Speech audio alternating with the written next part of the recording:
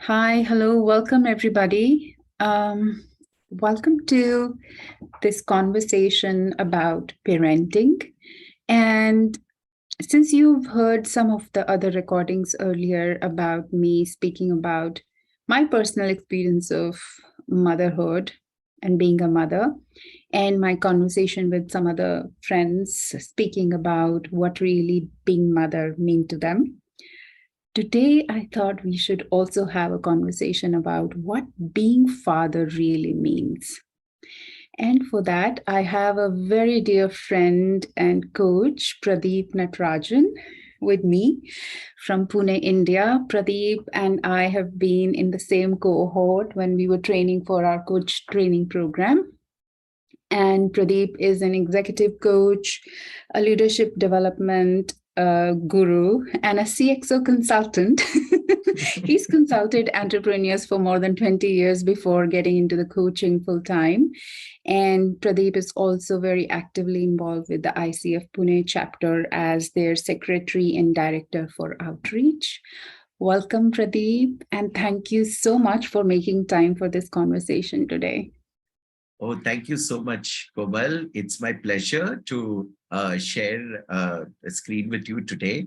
I know how much parenting means for you, and you know how close I am even to my daughter. So I guess we're going to have some cherished moments sharing today. Absolutely. And before we go further in our conversation, I want to make clear to everybody we did not decide to wear red. Yeah. It's not a code for the Yes. conversation. It's just happened Yes, it just happened. that we both ended up wearing red. Yes, yes. Okay, Pradeep. So, right from the get go, Hmm. what does really being father mean to you?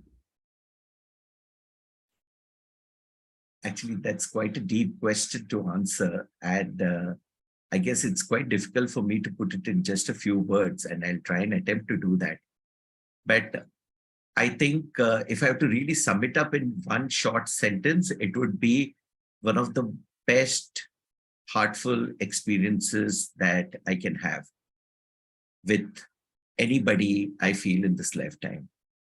I feel being a father to my daughter is one of the most cherished relationships I have. And what And makes it so cherished? And don't shorten your words, go all out. I know you're a very okay. heart centered person. So take this space and just let us in Right, on your experience. right. So, so if I go back to a few decades back, I remember in 1995, I was in my second year of college, probably first or second year of college, and I got this dream where I see this small baby in the train. I'm traveling in a train and I see a small baby and a baby girl. And it's like I'm really having a great time with her.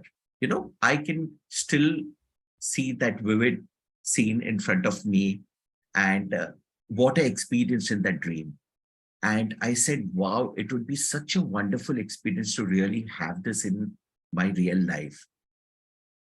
And fast forwarding it to 2015, when my daughter was born, I think I started quite cherishing that relationship right from the first moment go. So I was with my wife in the maternity room delivering the baby, and I wanted to see the baby, and I was so overwhelmed. The nurses, instead of taking care of my wife, probably were trying to console me because I was so much in tears. Happy you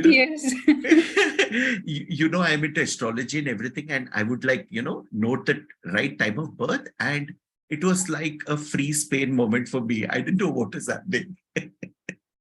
Wow. And it was seriously a very moving experience. And when I held her in my hands for the first time, oh my God, I think that's one of the greatest joys I've ever had. And That's that's how it was. And again, fast forwarded to somewhere around 2020, what happened was my daughter, her name is Rishima, And Rishima just came wearing a particular frock, and she said, Papa, how do I look? And suddenly I had goose flesh, because it was the same girl that I'd seen way back in 1995. And I said, how did I take this long to recognize her? It means that I've already seen her. And I had tears in my eyes. And it was like, I was so frozen. She was like, Papa, what's wrong with you? Papa, what's wrong with you? And I had tears in my eyes. And she said, what happened? I said, Bebu, I call her Bebu. That's her pet name. I said, I've seen you back in 1995. She said, how is that possible?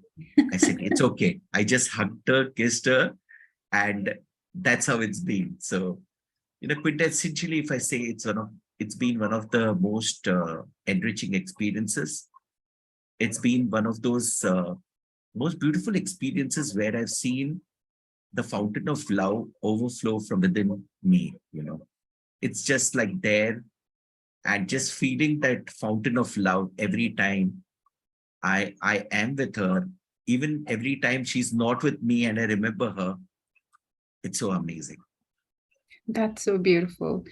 And I would say that she's really fortunate to have you as much as you are fortunate to have her, because you've already sort of Yeah. dreamed of her or manifested her in your life in any ways. Yeah. Because the girls, especially who have really strong emotional bond with their fathers, I wouldn't say they are lucky. I would say they are very, very positive placed to have better relationships with their future partners in their life. I agree with you, and I guess because there is such a lot of spontaneous sharing that happens, that the child blossoms her thinking in a different way. Yeah. And I guess it's with any child. Like if you're open to your child, uh, it's there. But yeah, having said that, I should say, yeah, as a coach, I know my biases, and one of the biases that I did have is like when Amita told me that she's pregnant. At that moment of time, a thing came to me. Oh, is it going to be a boy or a girl? Mm. And then I told her, see, I'll stop expecting from today, because if it's going to be a boy, I might be slightly disappointed because I always wanted a girl child. Tell me, what is it about men and daughters? Because I remember when I was pregnant, way before I was pregnant, way before I was even married, when me and my husband, so we knew each other from before our marriage. And so one day he told me that, that he just loved daughters, and he knew, like, he didn't even say that I want our first child to be the daughter. He said, I know we will have a baby girl. And I was like, how come Wow. you're so sure, man? But that's how it was. And when the first child happened to be the girl, and he was over the moon. And I was like, what? So much so that for some time after I had my daughter, I was a little, this thing like, okay, so now you've got this little girl in your life and all your attention is focused on her, and I don't exist at all. So what is it? Like, what is it Yeah. like men want daughters? Like, is it a common thing, Yeah. or is it something specific to I, you I, and my I, husband? Komal, I guess it's for all men. It's for all men. See, if I have to see it from an esoteric viewpoint, it is like the completion of Shiva and Shakti, the male and the female element. So, Hmm. we feel that sort of a completion in two relationships in our life. So one is with our better half, and the other is with our children. It could Hmm. also be with any other friend or so, but not so uninhibited and complete. Because, when it is with your wife or with your child, you are just yourself. And you don't like, I don't think I can go and kiss maybe a small baby girl the way I would kiss Rishima holding in my hands, right? Because in some manner, society doesn't look at things the way it is. Like it's like a mixed bag of feelings that people have when they see such things happening. So in these two relationships, if you go to explore in a husband and wife relationship, you also see this element of completion happening in you at various levels. It's at a physical level, at an emotional level, at a mental level, and even at a causal level, right? But when it comes to like a baby girl, for example, it's it's that same type of a love, but it's in a beautiful, beautiful, beautiful bundle of joy. It's in this type of a package which cannot go missed, which is so cherished. It's like a mini version of the Shakti in front of you, and how you can experience it.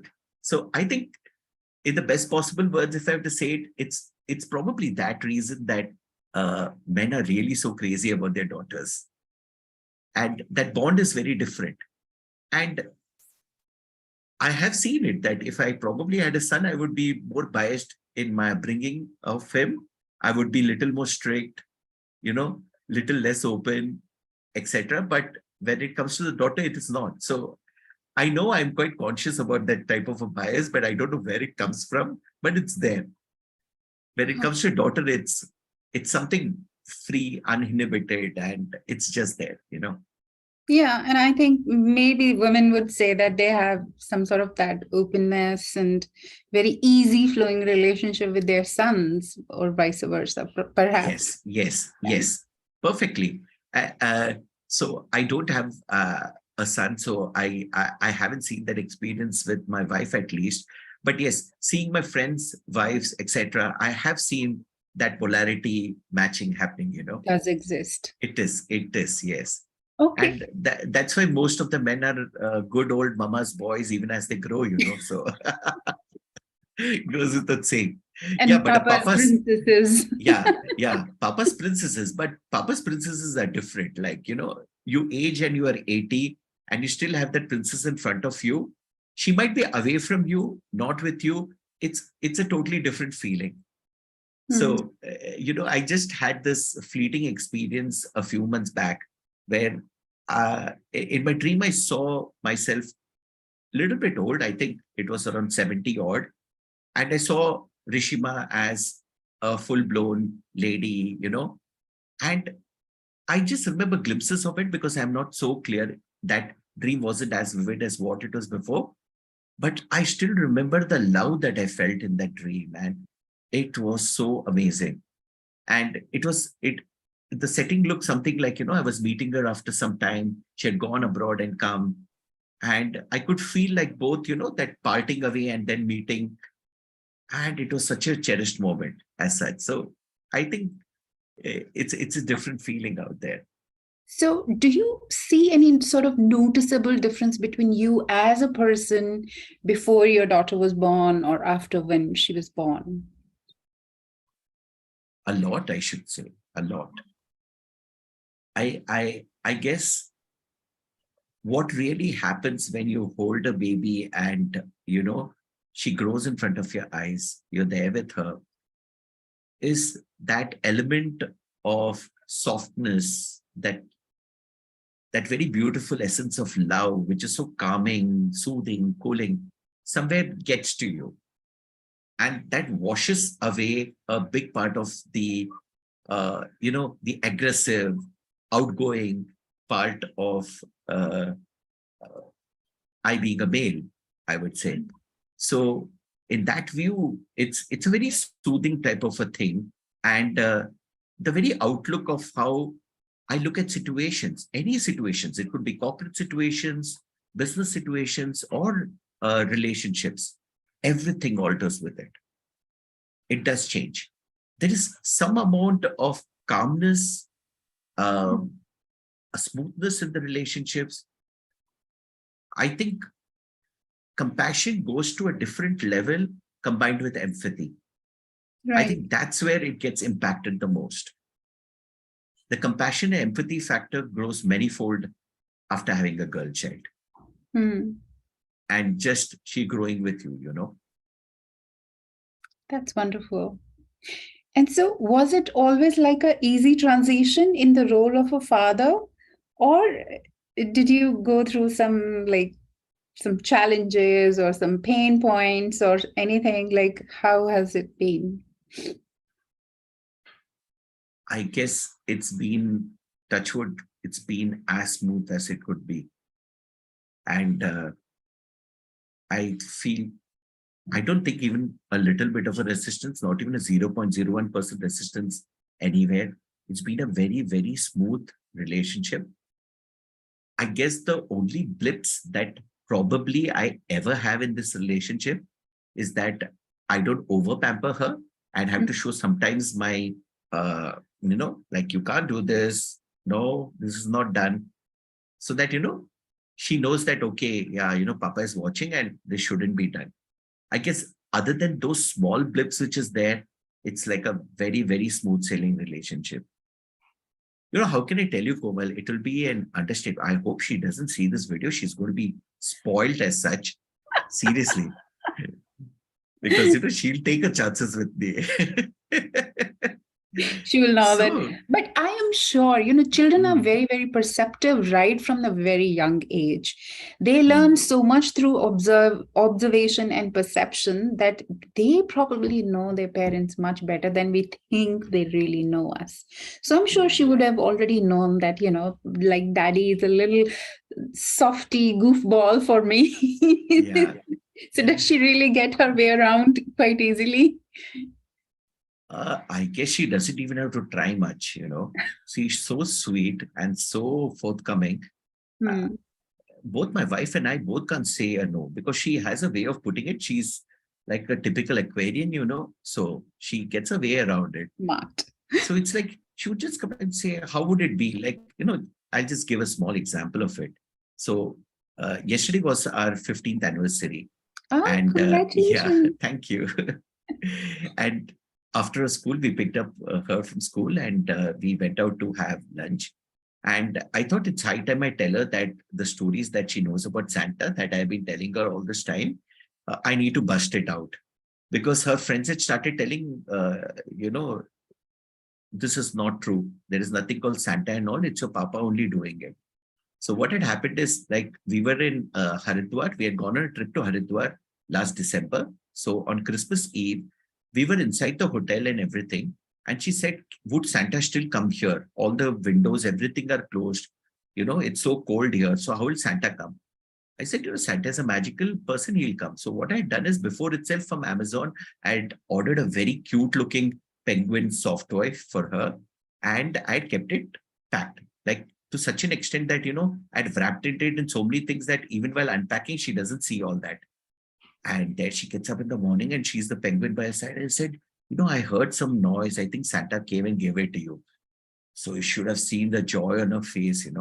So she's like, she told her friends, y'all didn't get your gifts. Probably Santa didn't hear your message loud and clear. I communicated from the heart, you all communicated from the mind. So see, I am a gift here. So of course, the other kids are not going What? to take this, right? Yeah. So it was like that. So when it comes to this time, so I know that there was this toy in Hamlin that she had her eyes on. And I said, ask Santa, he will give it to you. And I decided that, I'll buy it and keep it ready. So I felt after that thing happened, I need to really tell her. So I said, Bebu, I want to tell you a truth today that, Santa and all is fake. So she said, how did the soft toy come then? You bought it from before and kept it, but I didn't even see it in the packaging. I knew you might do something like that, but I saw the packaging, nothing was there. I said, no, no, no, it was me. I had got it for you. And there is nothing called Santa or anything like that. So she's saying, no, there is a Santa, but he's not Nicholas someone, Father Nicholas someone, like the real name of Santa. She said, my Papa is my Santa. She said, I said, okay, great. So Papa has yesterday, been Santa forever. yeah. So then she got to know, but I could see her mood going down, like, that larger than life thing, that dream that you have, like Santa comes on a sleigh and comes and gives you all good things, I etc. know. It's So it, quite it, interesting. it was This something like year, that. even I busted the myth for my son. I told him, And I was like, this is what I want you to know. And he was like, Yeah. so how? So, and Yeah. he was like, so all this time you've been buying the kids and keeping it? Then who eats the cookies and who drinks the milk? Yeah. Yeah. Did True. we do? And Yeah. he's like, oh, it's like, a balloon is sort of deflated. And then he was like, should I tell my cousin? Should I tell my friend? I said, no, let their parents do this thing. Absolutely. Yeah. So, you know, that's how it's been, it's like a very open relationship. And I felt like even holding back the truth from her, for example, for so many days, I shouldn't do it. I should just be myself out there, and she needs to see the world as it is, not Yeah. as we try and make of it. Of course, those joys are there. The Peppa, seeing a Peppa Pig and Peter Rabbit and everything else, let them pass through that. But now, as she's growing, she's 7.5, she starts understanding things. I said, it's high time I tell her about the Santa mystery. Yeah, exactly. And I think that is something very important about being parents is that you do want to give your children the best, but you also don't want to keep them away from the realities of life because life isn't always rosy. It's Absolutely. going to be challenging. Yes, So yes, yes. we do need to prepare our children for the times when we are not around to do things for them, when they Right, got to handle on their own. right.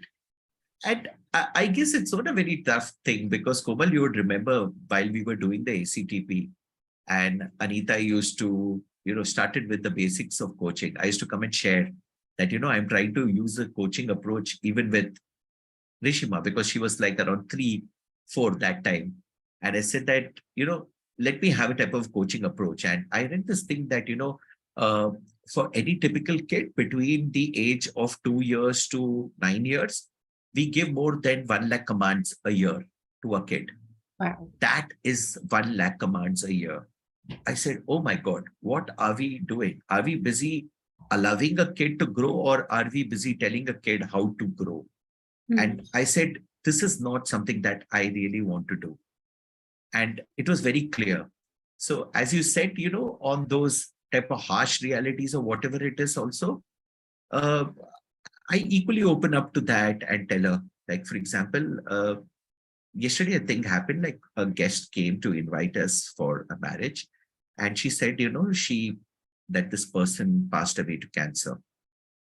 So I've been seeing, Rishima, that the passing over to the other side thing is not taken very well by her, because she feels, it leaves so many people devoid of loved ones, Hmm. etc., and all that stuff. So she's like little worried when it comes to these type of. So she said that, why did that small Bhaiya die only at 17? So even if I am a teen, I can get cancer. I said, no, no, no, there is nothing like that. And then I told her, what is cancer about? What happens? And I said, it happens to only a few, and there are treatments also for it. And that's why, so you get talking, and even you share with them the realities of life. It's not just like the goody goody things and not talking about it. Like, it gets so sensitive when you have to even talk about, don't talk to strangers, or be careful about a particular type of a touch. So, all those things are actually a part of it. But I guess that when we have a very open thing, so something that has quite inspired me a lot of being a parent is something that I read, like, years back, of Khalil Gibran, that Hmm. our kids are like the arrows. One shot out of the bow, they are on their way to life and we have no control over them. Yeah. What we can be is good custodians for them and give them the Yes. very best. And Absolutely. that's really inspired me to be the way I am, I would say, thanks to Khalil Gibran. Oh my, this is crazy. Yeah, Yeah, because I know that little poem or those few words about children that Khalil Gibran said has been yeah, huge, perspective shifting for me as well. And whatever he said, like it just, you don't even need to think too deep into it. It just makes sense. It just right. feels right. It just feels like, Yes, yes, if we can sort of take care of our children in that manner, like Yeah. without trying to be their owners, but just trying to be their caretakers. Right. I think that does a lot of good to them, to us, and to the world where they're going to be in future. You bet, Komal. And I guess, doesn't that enhance the nature of a relationship with them? You Absolutely. It know, makes it very with too much easy of going. possessiveness and thinking that okay, only we have to give the best, having that sort of an angst in you that, are we really being the best for ourselves? Because, I guess it's a matter of progression and evolution as human beings, that we feel that the what we've missed, we need to give it to our children. Hmm. uh, you know and I guess, yeah, that's one place where my wife really helps me out with understanding things. Like, my daughter has 36 soft toys, and the one that I got for her yesterday, like the snowy owl, is the 37th. So I told her, do you know, babu, in my whole childhood I had one small brown teddy bear, and I held on to it till one day a dog came and bit it, and it was all in shreds. Oh my God. And see, you have 37 of them. Do you really want to go beyond this? But you still, each one is so cute, right? So they're like my babies. Would I feel like having these babies when I grow big? I will not, right? And I said, okay, there is a point in it. It's fine. But I said that, why shouldn't we? She said that it's only so much rupees. Why can't we buy it? I said, Mhm. see, look at things in a different manner. You have 37 soft toys. There are kids who don't even have one soft toy in their life. They probably don't have even two pairs of clothes to wear in a whole year. How about taking one of these soft toys and going and giving them and making them feel happy about it? You know, that is what we are looking at. It's not about we saving the money, it's about how much of our resources we are using for ourselves and for others. Hmm. So she said, yes, yes, yes. So, Papa, on my birthday, can I go and give everybody soft toys? She said. I said, yes, if you feel like we'll have a small birthday party and all, and then we will go ahead and do it. And we were always had a tradition, whenever my grandfather's ceremonies would come, like death anniversaries and all those would be coming. We moved on from the rituals of being a Brahmin and doing the Shraddh and all that, and going and giving food for the poor. Hmm. And I see that, Rishima has been there right from the time she has been born. She has been with us and seen us do all that. Doing all of that. So it Yeah. sort of And comes she also, easy to it her. comes Yeah. easy to her. Yeah. So when my father came and told this time that I feel like doing the Shraddh this time, 4 years we haven't done. So she was going and busily telling him that no, no, no, you're not going to do all this. You don't realize we are a part of a bigger matrix. Okay, these are all demigods we pray to. You need to only concentrate on Supreme God. Don't pray to Pitrus and all this. And she got talking. My papa is like, what are you teaching her? I said, I'm not teaching her anything. We just joined a workshop. She joined us and she learned everything. I said, I did teach her. So, kids notice those and do. Yeah, and that's a place, like, coming to that software, that's a place where I feel I need to slightly regulate myself, etc. Yeah. But I guess it's little bit of a conscious effort there. That's all. Otherwise, it's all Yeah, I understand. And unconscious. it's a very natural thing because, there is no school to parenting. There's no place where we go and get trained to become the parents. We learn it as we become parents. It's like a on the job training. Yes. And in this on the job training, we depend quite a lot on our past memories and experiences. And sometimes it's very natural for all of us to go to that space and say that, okay, if I was a child in that situation, how was my experience, how my parents did. So Yeah. anything, if it had been like painful or traumatic, we'll say, I'm not going to do this. Right. Right. Or because I was brought up like this and that's how I know or I learn, I will do this. And Yes. this technique can work or can it just sabotage. It No, depends I on think the I think it situation. works very beautifully, Komal. Actually, what Yes. you said was so right. See, what happens is we sometimes live out of our experiences, right? It goes without saying because it's something unconscious, subconscious. Uh, I guess one place where I was slightly lucky that with Rishima, how things happened was suddenly over a period of time, I don't know how this, now that you're speaking, this came to me as a pattern. She would be saying, Papa, when you were a kid, what you used to do? Mm. So she would ask the same question in many situations. So, when I would be saying that as or sharing it with her as a third person, like, looking at who I have been and sharing that memory, two things are happening. I Mm. feel the ebb and the yeah, rise of emotions in that situation. Correct. Right. Usually, what happens? It comes out very consciously Yes. or subconsciously. Like, it can come like, I didn't get it. What do you think? It is like Yeah. this. Yeah. Those outbursts can happen. So, thank God, in this place, it probably helped me quite differently, I should Yeah. say, Yeah. and that became easier for me to tone it down, because then I started living those memories as a child also concurrently as she was growing with situations. So one guy tried to bully her and her friends. So she said, did you have a bullying experience in your life? Then I shared with her how I felt when I was in the second standard, when I was a head boy, how a person tried to bully. And then it's the talk of the whole society now. So, like 3 days back, I went down to, and her best friend came and said, we know how you stood up to the bully when you were a head boy. We will also not allow. I said, she came and told you and everything. Said, yes, yes, we'll also stand up. I said, good, okay, fine. So it happens, it's very cute in a way. Yeah. But that Isn't it also shows how so? mindful we should be, Yeah. And isn't what we it do. like so interesting that the children aren't just connecting to you as a grown up adult and a father, but also Mm. connecting to you as a child? You are so right, Komal. That is spot on. And that's what I'm saying. That's really very lucky of me, because that experience is a different experience. Mm. Otherwise, it would usually happen that we have memories when we relate to situations, etc. But when your kid is coming and asking you, she is, sitting in your godi and asking you these things, and you're telling her like a story, there is a different thing that starts happening.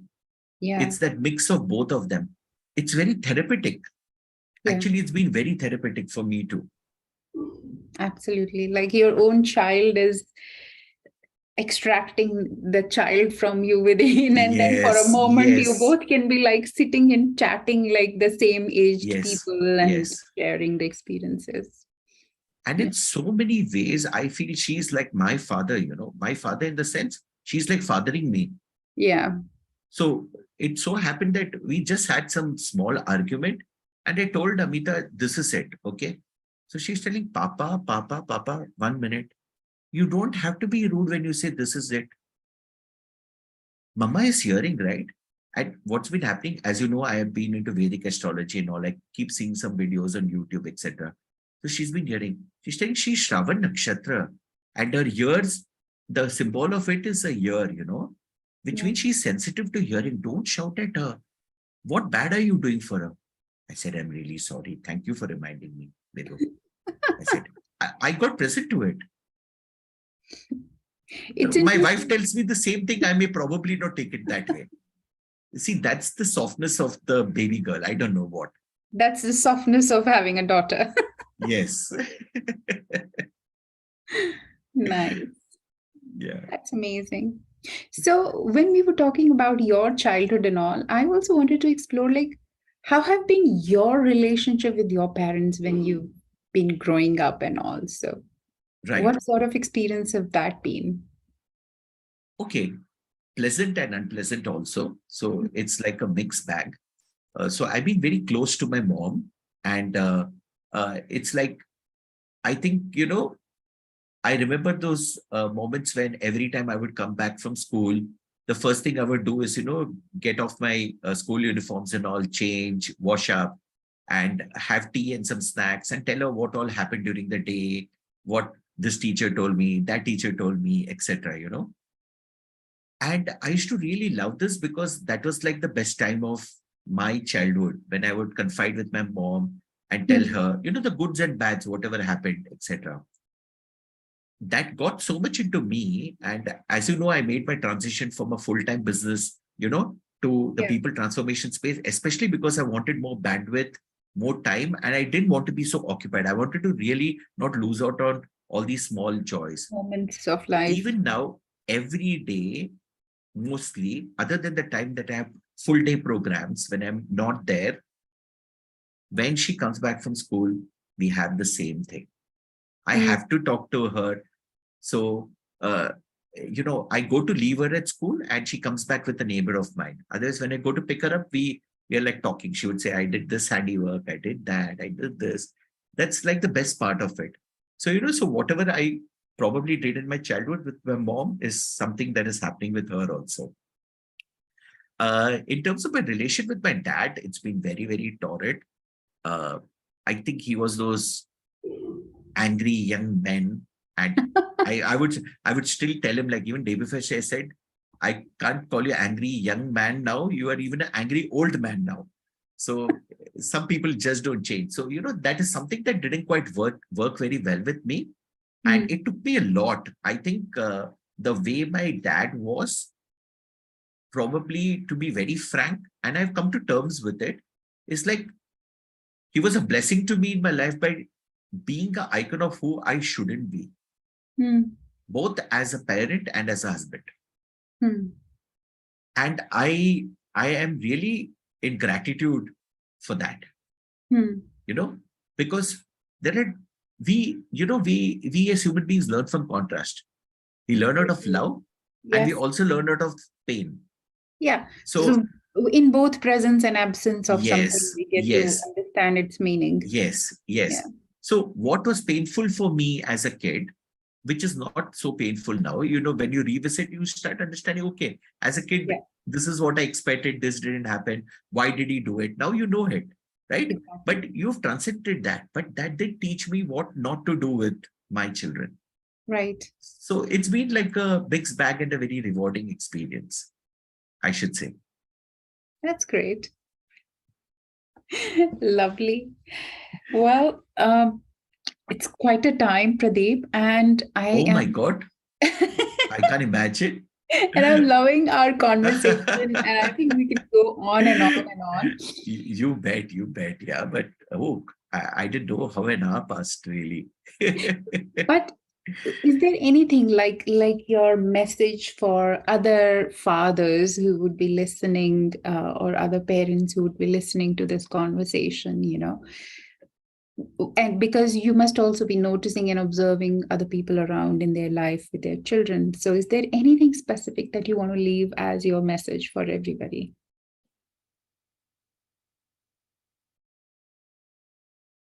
I guess, especially for fathers, the message that I would probably want to share, what's coming to me, is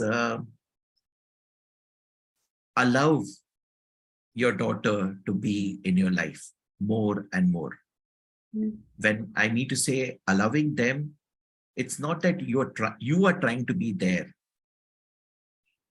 Be in a way and cherish and create that bond with your daughter in a way that they grow on you and inside you, because Mm. as they grow on you, they are also growing inside you, and then that beautiful thing starts blossoming, you know Yeah, it's and like making more room and space for them to yes, come to you and them to yes.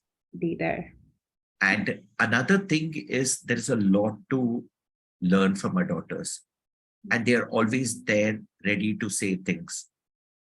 Like, even our spouses tell us a lot of things, and there's a lot to learn from. We often quite ignore them at times.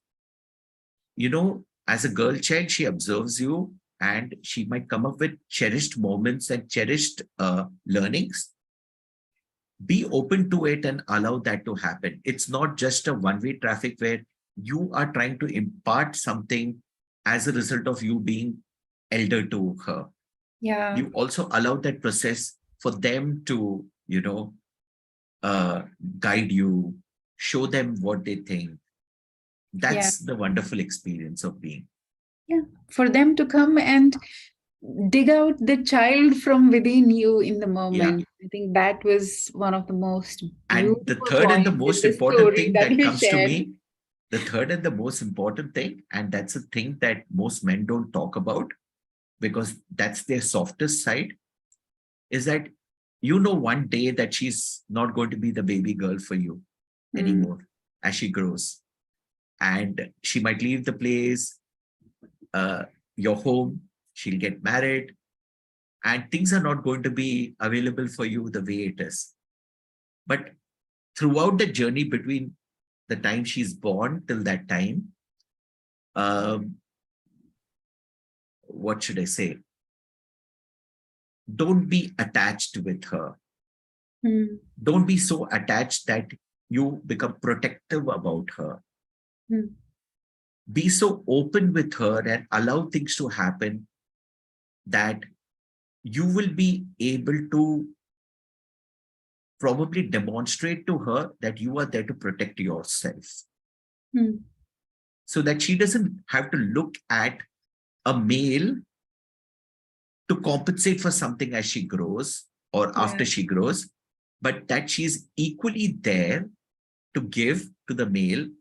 And giving comes naturally, with you yeah, all as females, it doesn't matter.